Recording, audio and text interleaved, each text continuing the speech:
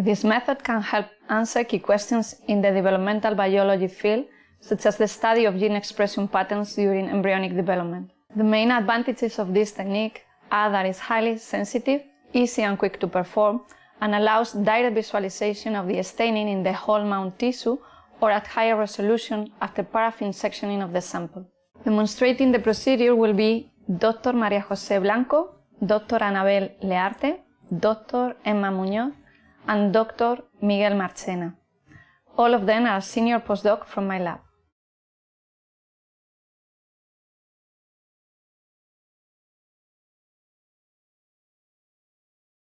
Begin by incubating glutaraldehyde-fixed transgenic embryos expressing beta-galactosidase in freshly prepared X-gal rinse buffer for 10 minutes at room temperature. Use wild-type littermate embryos as negative controls for the enzymatic reaction.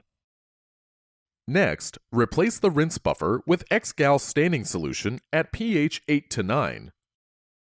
Protect from light and incubate for 2 hours to overnight at 37 degrees Celsius. Periodically monitor the color of the reaction using a dissecting microscope.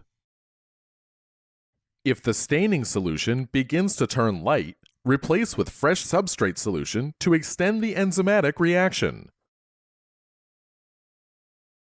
When sufficient blue staining is observed, stop the reaction by washing embryos with 1 milliliter of PBS twice for 10 minutes each at room temperature.